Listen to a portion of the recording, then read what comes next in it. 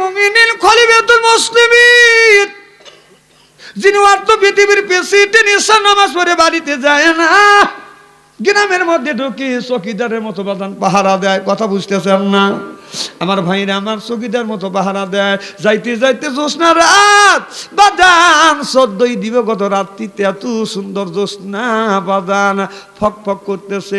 আমার লক্ষ্য করে দেখে একটা যুবতী মহিলা রাস্তা দিয়ে টাচ টাচ করে বাদান হেলে দুলে যাচ্ছে মন আনন্দে।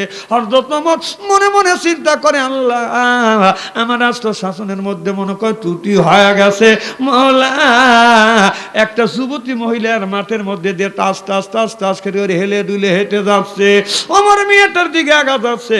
মেয়েটা হঠাৎ করে বাদান ওমরকে দেখছে। এটা যে অর্থ পৃথিবীর প্রেসিডেন্ট ওমর ও যুবক, এটা এবার এটা মেয়েটা বাদান জানে না।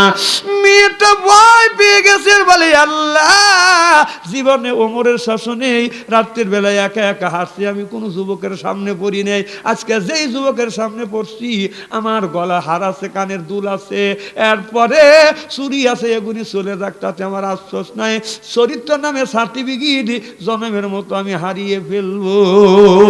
কোন মেয়ে যদি আপনার কোন যুবক যদি আপনার সার্টিফিকেট যদি হারিয়ে ফেলে, সার্টিফিকেট পাওয়া যায়, টাকা হারা গেলে টাকা পাওয়া যাবে, এরপরে দলিল হারিয়ে গেলে বাদাম দলিল পাওয়ার সম্ভাবনা থাকে, কিন্তু কোন সার্টিফিকেট যদি হারিয়ে ফেলে এটাও পাওয়ার সম্ভাবনা থাকে।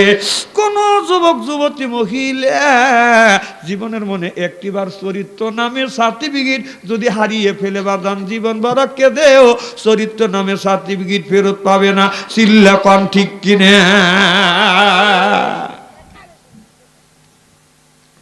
আমার ভাইরা, আমার মেয়েটা চলে যেতে স্যার, বুড়ো মানুষের কতক্ষণ ঠেকা রাখা যাবে? কত 12টা 10 ধর, হাজত নামাজও আছে, আর অল্প সময় যদি কষ্ট দিই শোনার জন্য রাজি আছেন তো? রাজি আছেন? আচ্ছা এখন যদি মোনাজাত করে দিই তাতে রাজি আছেন? কি কি হাত তুলে চলবে খানিকখানি? আচ্ছা আমার ভাইরা, আমার মুসলমান ভাইরা, আল্লাহর হাবিবের প্রিয় উম্মতেরা, ভালো করে লক্ষ্য করে শুনুন, আমলে নিয়তে শুনতে হবে। এবার ওমর মেয়েটাকে দেখে মেয়েটার দিকে বাদান জোরে জোরে আগা যাচ্ছে, আর মেয়েটা অর্ধ পৃথিবীর প্রেসিডেন্ট, এটা ওমর মেয়েটা জানে না। মেয়েটা বাদান চরিত্র নষ্ট হবে এই বয়স জোরে জোরে হেঁটে যাচ্ছে। ওমর অনুধাবন করতে পেরেছে মেয়েটা আমারে দেখে ভয় পাচ্ছে, অমনি পিছন থেকে ডাক দিয়ে বলে, মা গো ভয় খায় না মা, ভয় খায় না, আমার দ্বারা তোমার কোনো ক্ষতি হবে না। চিল্লা কন সুবহানাল্লাহ। অমনি মেয়েটা ব্রেকের মতো দাঁড়িয়ে গেলেন, আর মনে মনে চিন্তা করলেন, যেই যুবকটা আমাকে মা বলে ডেকেছে, অন্তত এই যুবকের দ্বারাই আমার গহনা চুরি হতে পারে, এরপরে হার চুরি হতে পারে, অন্তত আমার চরিত্র নামে সার্টিফিকেট নষ্ট হবে না। কথা বুঝতেছেন না? আর আমাদের দেশে ধর্ম মা বানাইয়া বৌথিয়া ধর্ম মা নিয়ে চলিয়া যায়। কথা কন না কে? এই যুগে আর বিশ্বাস নাই। প্রমাণ যদি চান, কয়টা চান? কি যেন বলতেছিলাম? সুবহানাল্লাহ জোরে কর। ওমর লোকটা কি খুব খারাপ? আমাদের চাইতে কি খারাপ? হবিবার চাইতে? এই যুবক, তুমি ধরে দেশ কিসের লেগে? তুমি তো আর আসবে না। আচ্ছা রাসেল তুমি আসো। আচ্ছা রেজাল্ট ছেলে বাচ্চা, আর আমার জন্মে সাল ওরা আসবে না, আসবে কেটা? কি যেন বলতেছিলাম? হযরত ওমর অমনি দাঁড়িয়ে গেলেন, মেয়েটাকে ডেকে বলে, মা তুমি এত রাত্রিতে একা একা যাচ্ছ কেন? মা বলে, হুজুর আমি হযরত ওমরের রাষ্ট্রে বসবাস করি, আমি অনেক দিন এই রাত্রিবেলা গেছি, কোনো সমস্যা হয় নাই। সুবহানাল্লাহ জোরে কন্যা কে? ওমরের রাষ্ট্র শাসনেই স্বাধীনভাবে হাঁটতে পারি। হযরত ওমর বলতেছে, মা বলা যায় না মা, এত সাহস ভালো না, বলা যায় না কখন দুর্ঘটনা ঘটবে মা। এটা যে অর্ধ পৃথিবীর প্রেসিডেন্ট ওমর, এই কথা ওপেন করলেন না, এই কথাটা হযরত ওমর বাদান গোপন রাখলেন। আর বললেন, মা তোমার বাড়ি কত দূর? মা বলো হুজুর গো আমার বাড়ি এই তো 2 কিলোমিটার দূরে, চলো আমি তোমাকে আগা দিয়ে আসি। মেয়েটা আগে আগে যেতে চায়, বলে না তুমি পিছু পড়ো, আমি আগে আগে যাই মা, আগে আগে যাই, তুমি পিছন থেকে আমাকে লোকেশন দিও। সুবহানাল্লাহ, একটু জোরে বল। আর আমাদের দেশে সুন্দর মহিলা যদি বাদান রাস্তা দিয়ে হাইটে যায়, একটা হাজি যদি টাকা দেখে একজন সুন্দরী মহিলা, হাজি মেয়েটা বলে মা তুমি আগে আগে যাও, মেয়েটা আগে আগে যায়, বুড়ো মানুষ পিছ পিছ যায়, পিছ পিছ যায়, মেয়েটা কেমন করে মান যায় হেলে ডুইলে বাজার এইরকম পাকুম পুকুম করে যায়, আদি সাহেব এইরকম করে দেয়, কথা কয় না, কথা কয় না। এনে কোন আজি আছে না আছে এটা আমার দেহার নাকি, সব আজি 100 মান না, কিছু কিছু বাদ দিয়ে। হ্যাঁ আমি নিজে দেখছি আমি নিজে দেখছি একজন বুড়া মানুষ, রাস্তার পাশে হলো বাড়ি, বাদান মেয়েরা হাই স্কুলে যায়, কলেজে যায়, ওই লোকটা সকালবেলা বাদান জব টপ ভাত খাসিয়ের বেড়ে বসে থাকে। মেয়েরা যখন যায়, মেয়েদের দেখলে কয় ওদের টুকটুক কিনবা, বয়স কিন্তু বেশি না, চুলগুলি পাইকা গেছে এসে। আমি শুনে আর আমার সহ্য লেয় না, আমি অমনি প্রতিবাদ জানাইয়া বললাম যে ও দাদা বয়স কিন্তু কমো না, কথা কিন্তু মিথ্যা নয়, চুলগুলি পাইকে গেছে এসে। নামাজ রোজা কইর না কাজা, নামাজ রোজা কইর না কাজা, রাখিও তাজা এটা কোরআনের মূল। ও দাদা বয়স কিন্তু কমো না, কথা কিন্তু মিথ্যা নয়, দাড়িগুলি পাইকে গেছে এসে, দাদা চুলগুলি পাইকে গেছে এসে। যে কথা বলো রে যুবক, টেলিভিশন আমি দেখি নেই না, দেখে আমি বলতেছি আমার ভাইয়ের আমার এবার মেয়ের আমার আগে আগে যায়, মেয়েটা পিছনে পিছনে যায়, একটা বারের জন্য আমার গার গুড়া টাকা দেখে না মেয়েটা কেমন, কথা বুঝতে চান না। আর আমাদের দেশের মেয়েরা সুন্দরী মহিলা যদি রাস্তা দিয়ে যায়, এরপরে সাজন গোজন করে সাজগোজ করিয়া যায়, যাবার সময় বাদান আপনার একটা মিনি ব্যাগ কাছে রাখে, বগুলের নিচে রাখে, রাখার পরে বাদান এরপরে বাদান সুন্দর করে বাদান পিন করিয়া যায়। একটু যদি ঘেমে নষ্ট হয়, আয়না বের করে এরকম করে দেখে যেখানে নষ্ট হয়ে গেছে, তখন মিনি ব্যাগের মধ্যে থেকে লিপস্টিক বের করে এরকম করে দেখে আর বাড়ায়। কথা কর না, কথা কর না কে আবার এই জায়গা লাগায়, জোরে বলুন আমার মুসলমান ভাইরা। এবার মেয়েরা রাস্তা দিয়ে যখন যায়, বাজার সুগন্ধ বাজার নেওয়া বাজার নিষেধ, মেয়েরা আতর মাখা সুগন্ধ নিয়ে রাস্তা দিয়ে যেতে পারবে না। সুগন্ধ যদি নেয় বাড়িতে নিবে স্বামীকে খুশি করবার জন্য, সুবহানাল্লাহ কোন। আর আমাদের দেশের জিনিসটা হয়ে গেছে বাজান উল্টা, আপনার বুতু কোন অর্থ কিন্তু আমি আপনাদের বর্ণনা দিচ্ছি, মেয়েরা এটা নিতে পারবে না। যাবার সময় মেয়েরা সেন মাখায়, কথা কন না কে এ বাবা, যুবকরা যদি নাও দেখে বাস না যায়, যুবকদের নাকে লাগে, যুবকরা কোন থেকে বাস না আসছে, পিছলে টাকা দেখে পিছন থেকে বাস না আসতেছে, রাস্তা দিয়া যাই রে যুবক, রাস্তা দিয়া যায়, পড়ার যুবক মিয়া দেখলে কুতকুতাইয়া চায়, যুবক কুতকুতাইয়া চায়, যেরকম ঠিক কিনে এক একটা যুবক এবার ফেসবুক আসিয়া মোবাইলের ভিতরে বাদান প্রেম আর ভালোবাসা করতে করতে বাদান প্রেমের সেঞ্চুরি পর্যন্ত করছে, কত কন্যাটা। আজকে খবর পাইলাম একটা যুবক বাদান, একটা যুবক বলতেছে আমি 51টা প্রেম করছি, এখনো করব 49টা, তারপরে আমি বিয়ে করব। কি সতী মোবাইলে ছেলেরা প্রেম ভালোবাসা করতে করতে প্রেমের সেঞ্চুরি করছে। একটা ছেলে 8টা বিয়ে করছে, কয়টা? 8টা প্রেম করছে। 8টা প্রেম করা মানে জীবন যৌবন সব দিয়ে দেওয়া, কথা বুঝতেছেন না। তারপরে করছে 9টা বিয়ে, এটা আসল বিয়ে কইরা বাসর করে গেছে। যা বলতেছে বিবি আমি ঠকি নাই, আমি ঠকি নাই রে। বিবি কয় ব্যাপার কি, তুমি এরকম করো কে? কয় বিবি আমি ঠকি নাই, আমি ঠকি নাই রে, তুমি আমার 9 নাম্বার বিবি রে। ও সব বনেছে আমার আগে 8টা, কয় তোক দিয়ে 9টা। পরের ক্ষণ বিড়বি আবার পাল্টা জবাব দিতেছে, আমু ঠকি নাই স্বামী, আমি ঠকি নাই রে। স্বামী কয় ব্যাপার কি রে, তুই আমার সুর গুঁড়ো গুঁড়ো কর। কয় স্বামী আমি ঠকি নাই, আমি ঠকি নাই রে, তুমি আমার 10 নাম্বার স্বামী রে। ডাকতে বলে আমার আগে আরো 9টা কয়, তোক দিয়ে 10টা, তুই কি মনে করছিস? আমি বলবো যুবক, তুমি যদি আমার মেয়েকে যদি ধোকা দাও, এখন লেখে রাখো রাত 12টা বাজে, ঠিক 12টার সময় তোমার কানে এ খবর আসবে তোমার মেয়েকে আর একটা যুবক ধোকা দিচ্ছে। আবার তুমি যদি আমার বোনকে প্রেমের ফাঁদে ফালাইয়া আমার বোনকে যদি ফাঁকে দাও, এই 12টার সময় ঠিক গুনে রাখো, লেখে রাখো, ওই দিন খবর আসবে তোমার বোনকে আর একটা যুবক ফাঁকে দিয়ে চলে গেছে।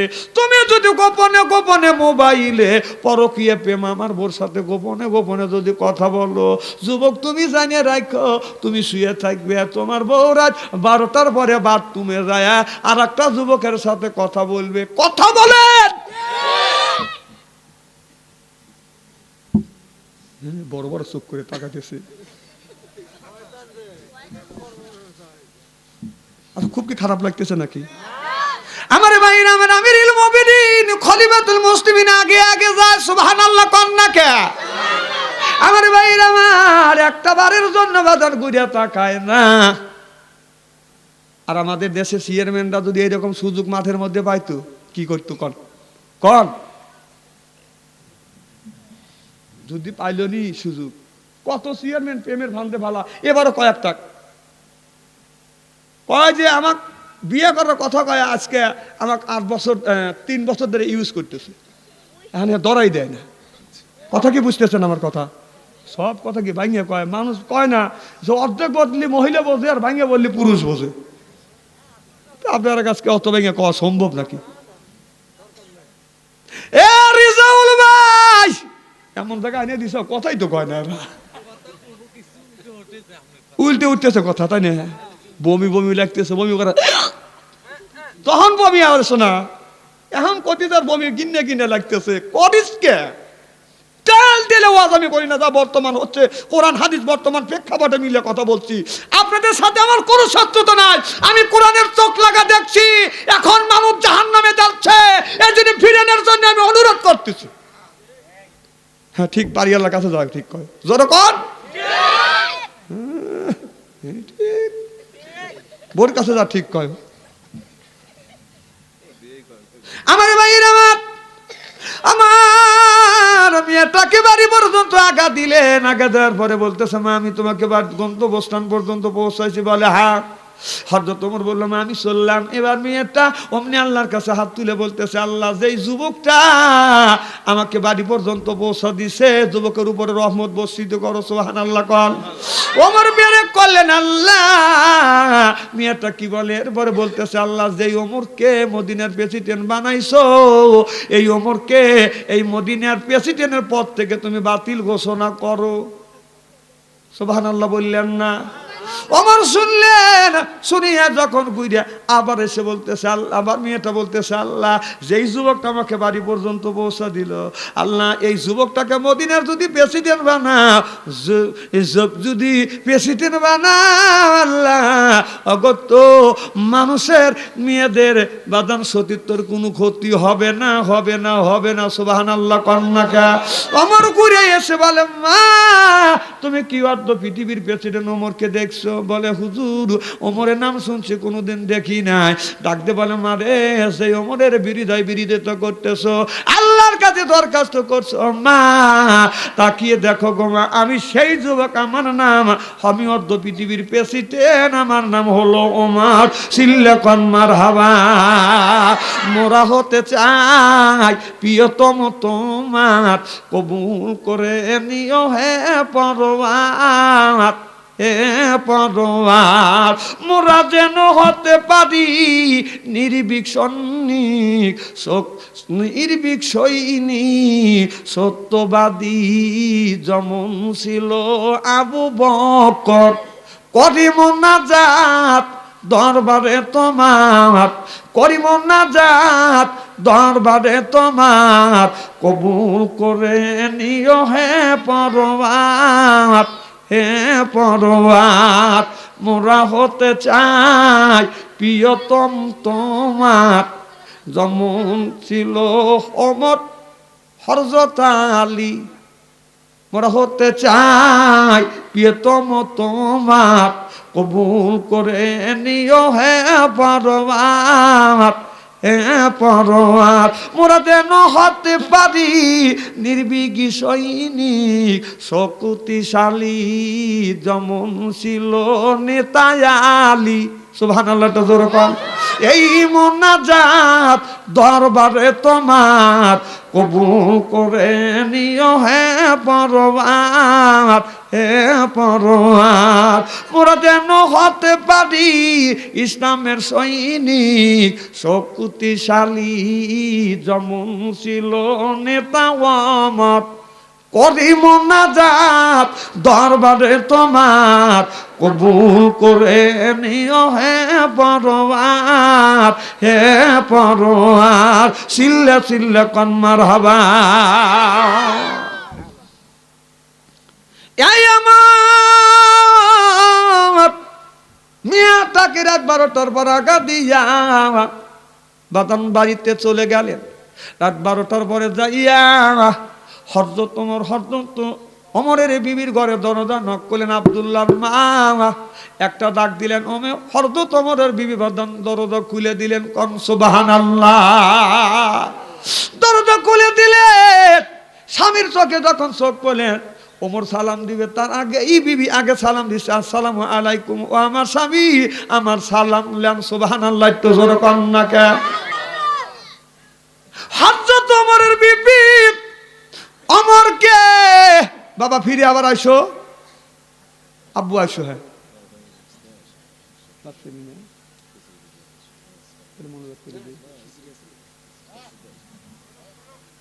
চলবে। আম তো দিতেছেন না আমার, না নামাজ কাজা করতে যাবে না। আমার ভাইয়ের, আমার এবার হযরত ওমরের বিবি বেদান সালাম দিলেন। কেউ যদি স্বামীরে বিবিকে সালাম দেয়, বিবি যদি স্বামীকে সালাম দেয়, স্বামী স্ত্রীর ভিতরে বেদান মোহাব্বত পয়দা হয়। সুবহানাল্লাহ, একটু জোরে কর না কে।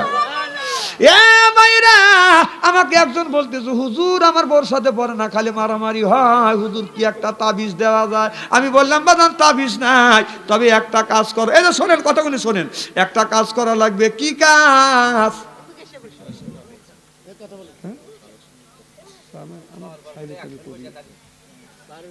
কি কাজ? একটা কাজ করো, হুজুর আমার বিবির সাথে পড়ে না, একটা তাবিজ দেন। আমি বললাম তাবিজ নাই, তবে দুইটা কাজ করতে পারেন। কি কাজ? বলে হুজুর, আমি বললাম বিবিকে আগে বেশি বেশি সালাম দিবে, আর বিবির মুখে খাবার তুলে দিবে, মোহাব্বত আল্লাহ বাড়া দিবে। সুবহানাল্লাহ, তো জোরে কন। কয়েকদিন পরে বললাম, ভাইজান কাজ কি শুরু করছেন? হুজুর লজ্জা করে। আমি বললাম কিসের লজ্জা? কয় খাবার খাওয়াইতে লজ্জা করে, এরপরে সালাম দিতে লজ্জা করে। আমি বললাম সব কাজে লজ্জা নাই, সালামের আবার কিসের লজ্জা? কথা কন না কে। সালাম দিবেন বিবিকে, ছেলেকে সালাম দিবেন মাকে, মার মনে কেউ কষ্ট দিও না। ও যুবক, আল্লাহ বলে কদ রব্বুকা, হে বান্দা মা দাসত্ব করো। এই যে শোনেন, আমার দিকে তাকান। আল্লাহ তাবুদু, আমার গোলামি করো, ইল্লা ইয়াহু, আমার বন্দেগী করো, ওয়াবিল ওয়ালিদাইনি ইহসানা। আল্লাহ বলে বান্দারে, আমার দাসত্ব, আমার গোলামি করবার পর তোমরা তোমার নিজ নিজ পিতামাতার খেদমত করো। সুবহানাল্লাহ, কর না কে। আর খেদমত করা লাগবে, মা বাবার খেদমত করা লাগবে। এ যুবক, তুমি যখন ছোট্ট ছিলে যুবক, আর তোমার ভাষা ছিল না, কে কে করে তুমি কেঁদেছো। তোমার যখন পানি পিপাসা লেগেছে, কেউ বলে নাই, প্রেসিডেন্ট বলে নাই, চেয়ারম্যান বলে নাই, তোমার মার অন্তরের মধ্যে, তোমার অন্তরে দুর্বিন্দু মহব্বত আল্লাহ পয়দা করে দিছে। সুবহানাল্লাহ, তো কর না কে।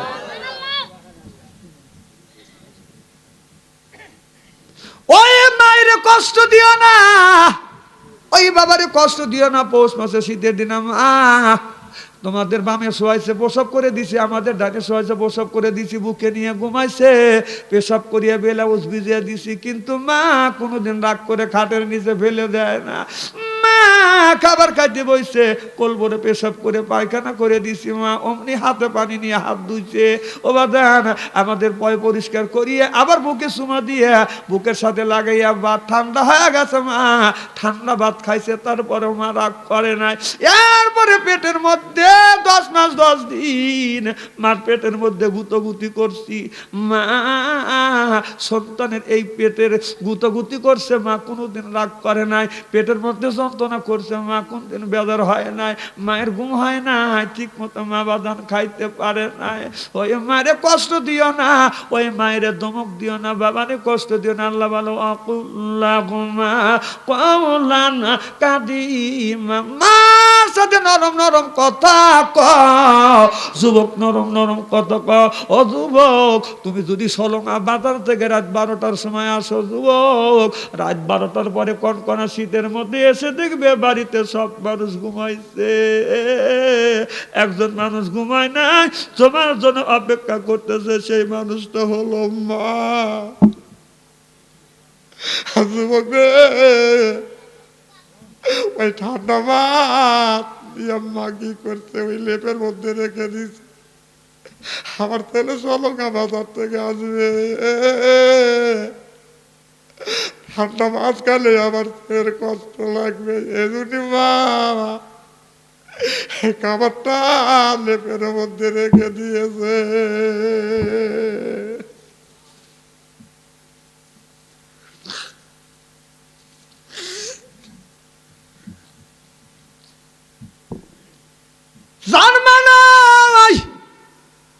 সেই মার ব্যথা বোধে বাবাদের দুনিয়ায় না, সেই বাবার ব্যথা বোধে কলেজে আঘাত লাগবে, ওই মানুষটার আঘাত লাগবে।